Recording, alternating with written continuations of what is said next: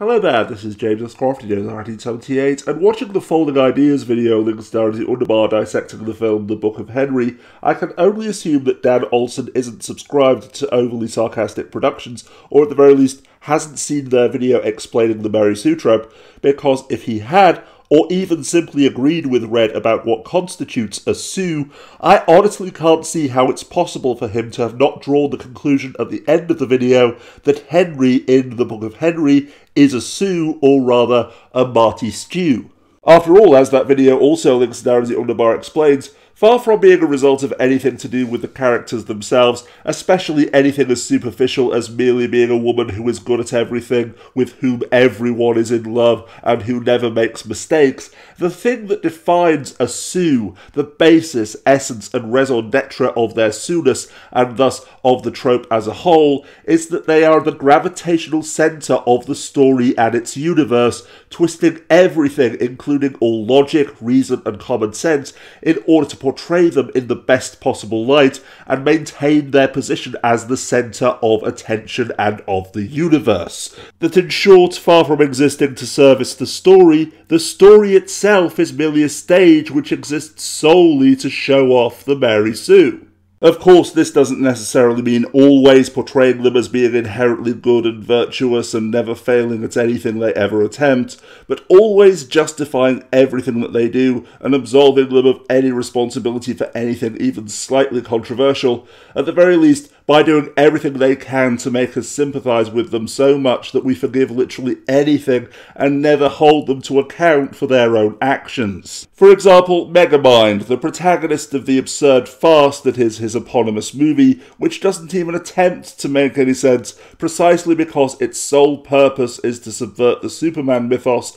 by making a villain the good guy. In spite of being an incompetent cartoon parody of a supervillain in this film, Megamind is still a villain who commits actual crimes, and yet throughout the entire course of the movie, he is always portrayed as being the victim, particularly of having been raised in a prison from infancy, to help ensure that we always sympathise with him at every possible turn. When he ends up creating an even worse supervillain, that's ultimately just the means by which he learns to be a hero and makes the whole city love him. The one actual killing which he apparently committed by accident turns out to have been faked, just in case the fact that he killed someone tweaks your conscience, and in the end, he's the hero who gets the girl and suffers no consequences of any kind, because after all, consequences are for real people, and by extension, characters in fictional stories that attempt to make any kind of donkey-boffing sense. And similarly, without repeating all of the ways in which the Book of Henry twists, defies, and utterly ignores logic, reason, and common sense, because Dan has already explained them all far better than I ever could,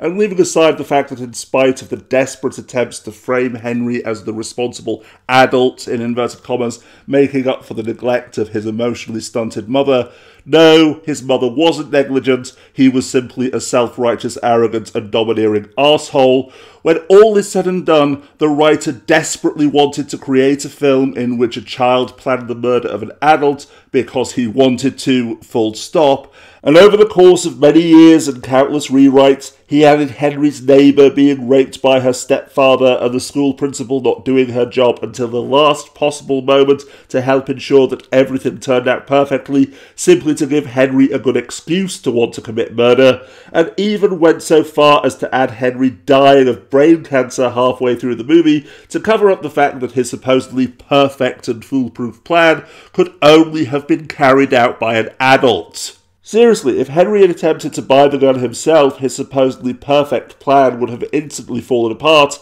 and so rather than go back and write a better plan, or even simply have Henry face up to the reality that he's not as smart as he thinks he is, that he's not the centre of the universe, and that he needs the help of others, the writer went back and rewrote the script so that Henry dies halfway through the film, leaving notebooks and recorded instructions for his mother so that she can effectively be his puppet, when the fact that he's dead has literally no effect on the actual plot of any kind, because everything is still all about him. On top of which, Henry's mother and the principal suddenly deciding at the last possible moment not to kill the child rapist and to finally report him to the authorities entirely independently of one another, with the fact that the principal could have dropped a dime on him at any moment, rendering all of Henry's planning and righteous indignation entirely meaningless, moot, null and void.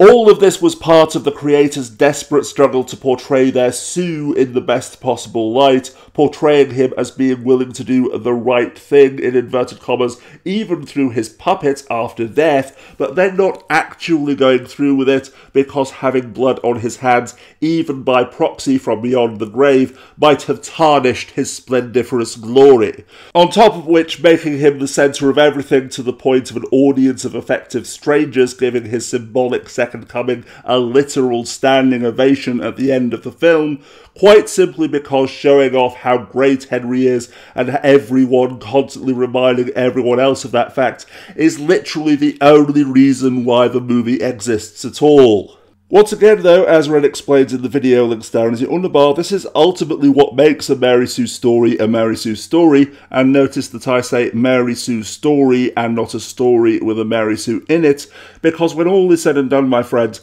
a Mary Sue isn't a character at all. Instead, it's a personification of the writer's arrogance. Their contemptuous refusal to allow anything as trivial as having relatable three-dimensional characters being a part of an engaging and meaningful story to get in the way of them showing off how wonderful and inherently superior their fictional avatar, and by extension, they themselves genuinely are, quietly links to a video down in the underbar explaining how Stephen Moffat has utterly destroyed Sherlock Holmes, and to a lesser extent, Doctor Who. If you like this video or any of my other work enough to believe that it's worth a donation, then the link to my paypal.me button is listed down in the underbar. Just think of it as me holding out my busker's hat at the end of the performance.